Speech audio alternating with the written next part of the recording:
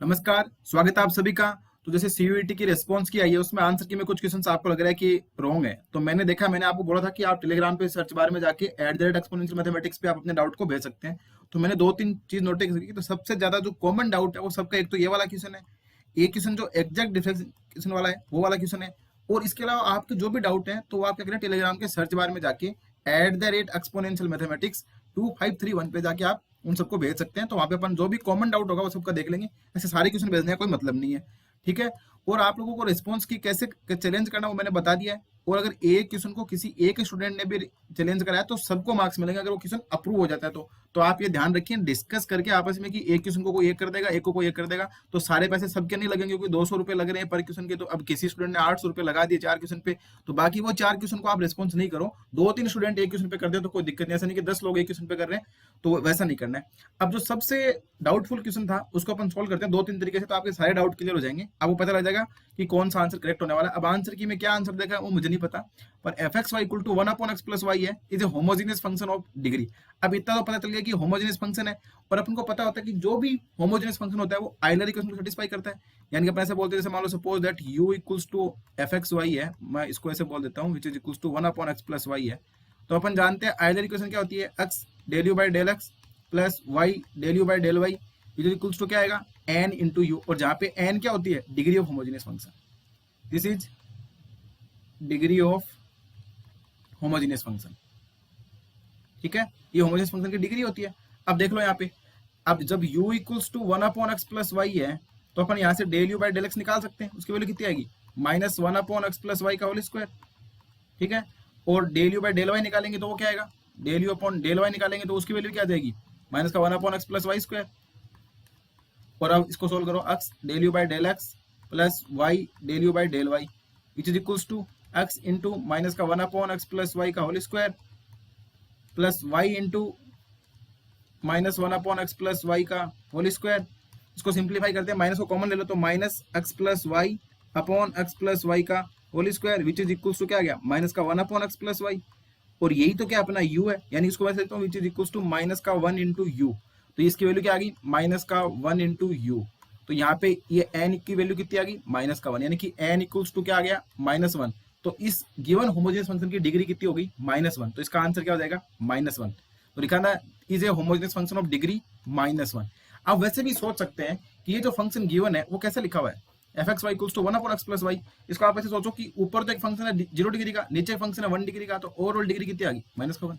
तो इसलिए ये फंक्शन क्या हो गया, होमोजेनियस फंक्शन ऑफ डिग्री -1। तो अब जो भी आंसर दे रखा है -1 वो तो करेक्ट है, इसके अलावा जो भी आंसर वो क्या है, रॉन्ग है। सो आई होप आपको इस क्वेश्चन का क्लियरिफिकेशन है वो समझ आ गया होगा कि इसकी डिग्री -1 कैसे आ रही है। अब एनटी ने क्या आंसर दिया है वो मुझे नहीं पता है, बट अब अगर -1 नहीं दिया है तो आप क्लेम कर सकते हो, और अगर वहां पे प्रूफ में कुछ लिखने वाला हो तो आप ऐसे लिख सकते हो कि भाई Euler equation we know that every homogeneous function satisfy this Euler equation, ये इक्वेशन लिखो। और उसके बाद ये जो सिंपल एक्सप्रेशन मैंने लिखा है इसको आप एक छोटे से पेज पे लिख के आप वहां पे अपलोड कर सकते हो। अब चलते हैं अपने नेक्स्ट क्वेश्चन पे।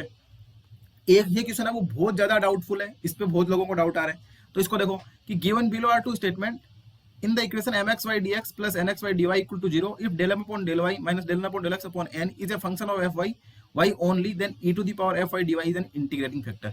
जब ऐसा लिखते हैं तो अपन क्या बोलते हैं, ये याद करने की ट्रिक भी होती है कि m dx plus n dy अगर n का भाग लगाएंगे तो क्या आएगा, ये f of x टाइप का आएगा और e की पावर fx बनेगा इंटीग्रेटिंग फैक्टर। तो ये वाला क्वेश्चन तो क्या हो गया, गलत हो गया। अब दिक्कत इसमें आ रही है कि in the equation mxy dx if 0 if del m upon del y minus del n upon del x upon m is a function of fy y only, then e to the power fy dy is integrating factor। अब क्या हो रहा है कि अपनी जो book है वहां पे ऐसे लिखा है del n upon del x minus का del m upon del y और अपॉन m तब होता है, तब उसको अपन बोलते हैं। बट वो कोई दिक्कत नहीं है, अगर मान लो एफ वाई भी इंटीग्रेटिंग फैक्टर है तो माइनस एफ वाई भी इंटीग्रेटिंग फैक्टर हो जाएगा। इंटीग्रेटिंग फैक्टर का यूनिक होना कोई जरूरी नहीं है, नीड नॉट बी यूनिक। और एग्जैक्ट डिफरेंशियल इक्वेशन का सॉल्यूशन भी यूनिक नहीं होता है, ये भी ध्यान रखना। एग्जैक्ट डिफरेंशियल का सॉल्यूशन भी यूनिक नहीं होता है, और ना ही इंटीग्रेटिंग फैक्टर यूनिक होता है।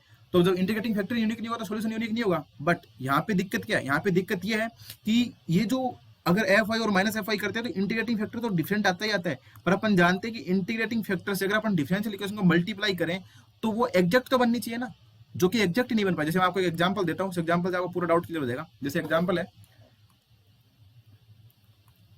एग्जांपल की बात करूँ तो मैं एक बुक में एग्जांपल दे रखा है, उसी को सोल्व कर लेता हूँ। जैसे एग्जाम्पल लिखा हुआ है y to the power 4 plus 2y dx plus x Y cube plus 2y to the power 4 minus 4x dy। ठीक है, ये लिखा हुआ है इक्वल टू 0, ये दे रखा है। अब इसमें अपना ये तो क्या बन गया m, ये बन गया n। जब अपन क्या करते हैं del M upon del Y which is equal to क्या आएगा 4y क्यूब प्लस 2, और अगर del N upon del x करते हैं तो इसकी वैल्यू आएगी y क्यूब माइनस का 4। ठीक है, आ गया। अब अपन क्या करते हैं del N upon del x minus का del M upon del Y करते हैं, which is equal to y cube minus का 4 माइनस का 4y क्यूब प्लस 2। तो इसको सोल्व करने पे आ जाएगा माइनस का 3 इंटू वाई क्यूब प्लस 2। ये तो क्या आ गया अपना del N upon del x minus का del M upon del Y which is equal to आ गया माइनस का 3 इंटू वाई क्यूब प्लस 2। अब अगर इस क्वेश्चन के अकॉर्डिंग देखा जाए, अगर del M upon del Y minus का del N upon del x count करते हैं तो ये क्या बनेगा, अगर इसके बाहर माइनस लगा दो इसके बाहर में तो ये प्लस का बन जाएगा।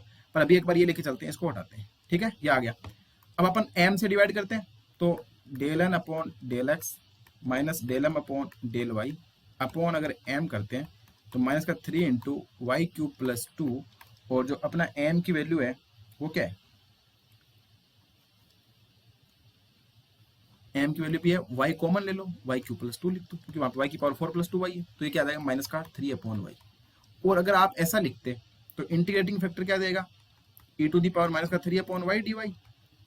तो इंटीग्रेटिंग फैक्टर क्या बन जाएगा माइनस का 3 अपॉन वाई बन जाएगा इसका, क्योंकि ये इंटीग्रेशन करेंगे लॉग आएगा y ऊपर चला -1 चला जाएगा पावर, तो माइनस का 3 अपॉन वाई इंटीग्रेटिंग फैक्टर आ गया। ठीक है, अब अगर मैं इसी को ऐसा लिखता कि del M upon del Y minus का del N upon del X upon M करते तो इसकी वैल्यू आती 3 अपॉन वाई, और e to the power 3 upon Y D Y करते तो ये बन जाता e to the power 3 log Y, और ये क्या बन जाता वाई क्यूब बन जाता। तो इस केस में इंटीग्रेटिंग फैक्टर क्या था वाई क्यूब। तो यानी कि अगर अपन अपने ऑप्शन में जो गिवन है इसके अकॉर्डिंग अगर लेके चलते हैं, ये वाला सिस्टम है, अगर इसी को लेते हैं तो अपना इंटीग्रेटिंग फैक्टर आता है वाई क्यूब, और अगर अपने बुक में जो जनरली दे रखा है उसके अकॉर्डिंग अपन लेके चलते हैं तो माइनस का 3 अपॉन वाई। बट बात ये कि जब भी अपन इक्वेशन को इक्वेशन फर्स्ट लिखो, मान लो क्वेश्चन नंबर फर्स्ट बोल दो, इसको अपन इंटीग्रेटिंग फैक्टर से मल्टीप्लाई करते हैं तो इक्वेशन कैसी बननी चाहिए, एग्जैक्ट डिफरेंशियल इक्वेशन बननी चाहिए ना, एग्जैक्ट डिफरेंशियल इक्वेशन बननी चाहिए। अब अपनी इक्वेशन क्या लिखी हुई है y to the power 4 plus 2y into D x plus x Y cube plus 2y to the power 4 minus का 4x है।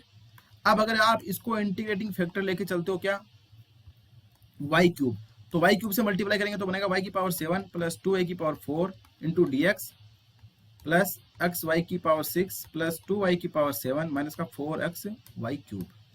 अब अपन डेल एम अपॉन ये m है ये n है, जैसे अपन del M upon del Y del M upon del Y करते हैं तो इसकी वैल्यू कितनी आ रही है 7y की पावर 6 प्लस 8y क्यूब, और इधर से अगर मैं del N upon del x count करता हूं तो वो क्या आ रहा है y की पावर 6 माइनस का 4y क्यूब।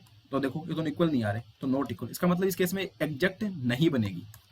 कौन से केस में एग्जैक्ट नहीं बनी, जो अपने बुक में जो अपने क्वेश्चन में गिवन दे रखा है ना, इस केस में जैसे ये लिखा हुआ ना del M upon del Y minus का डेल अपॉन डेल एक्स, तो इस केस में डिफरेंशियल इक्वेशन एग्जैक्ट ही नहीं बनती, तो इंटीग्रेटिंग फैक्टर आया ही नहीं, क्योंकि इंटीग्रेटिंग फैक्टर आता तो एग्जैक्ट बन जाती। इसका मतलब ये स्टेटमेंट भी कैसा है रॉन्ग है, पहला भी रॉन्ग है दूसरा भी रॉन्ग है, तो बोथ स्टेटमेंट आर इनकरेक्ट। ठीक है, तो दूसरा हो जाएगा। अब आप ये भी देख लो कि अगर इसको अपन माइनस का 3 अपॉन वाई से मल्टीप्लाई करते हैं तो क्या ये एग्जैक्ट बन जाती है इस केस में।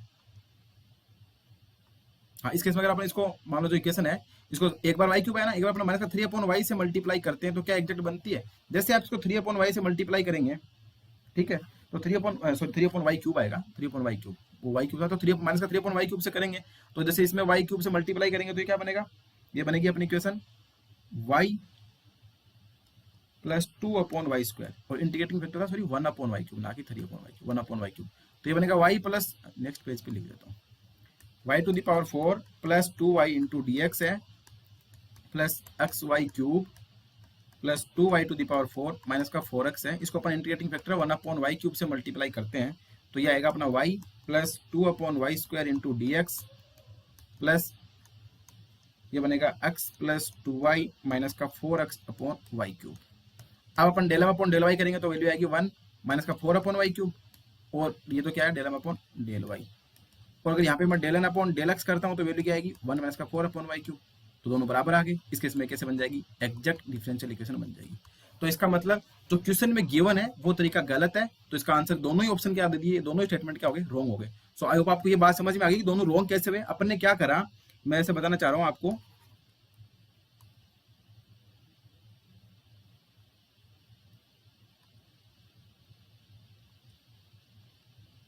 जैसे मेरे कहने का मतलब ये है, एक सेकेंड,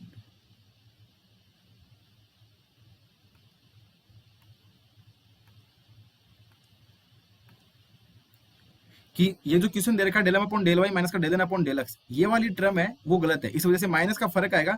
तो माइनस का फर्क आने से इंटीग्रेटिंग फैक्टर चेंज हो गया, इसका मतलब ये आंसर गलत नहीं हुआ, इसका आंसर गलत इस वजह से हुआ है कि यहाँ पे इंटीग्रेटिंग फैक्टर ही नहीं बना। इंटीग्रेटिंग फैक्टर बनने का मतलब होता है कि इक्वेशन को मल्टीप्लाई करोगे तो वो एग्जैक्ट बनेगी। अब यहाँ पे तो क्या हो रहा है, एग्जैक्ट ही नहीं बन पा रही है। जब एग्जैक्ट ही नहीं बन पा रही तो फिर कैसे आंसर आएगा। इसलिए आई होप आप ये बात समझ गए होंगे कि इसका आंसर कैसे चेंज हुआ। इसका आंसर चेंज इस वजह से हुआ कि यहाँ पे वो क्या नहीं बन पा रही है, इंटीग्रेटिंग फैक्टर ही नहीं बन पा रहा है। तो यहाँ पे जो गिवन स्टेटमेंट है उसको दोनों के दोनों कैसे होंगे, रॉन्ग हो गए। और दोनों रॉन्ग कैसे हुए वो अपन ने देख लिया। लॉजिक क्या था कि इंटीग्रेटिंग फैक्टर नहीं बनता, मल्टीप्लाई करके चेक कर लिया। तो इसका क्या आंसर दे रखा है वो मुझे नहीं पता। Both statement first and second are क्या हो गए, इसके इनकरेक्ट हो गए। और पहले वाले की डिग्री क्या आ गई, -1। तो आई होप आपके दोनों क्वेश्चन समझ आए होंगे। इसके अलावा आपका जो भी डाउट है आप टेलीग्राम के सर्च बार में जाइए, @exponential mathematics 2531 सर्च करके वहां पे भेज सकते हैं। जो सबका कॉमन डाउट होगा उसका सॉल्यूशन आपको इसी तरह से एक्सप्लेनेशन मिल जाएगा। सो आई होप आपका डाउट अब क्लियर हो गया होगा, आपको क्वेश्चन समझ में आया होगा। So thank you.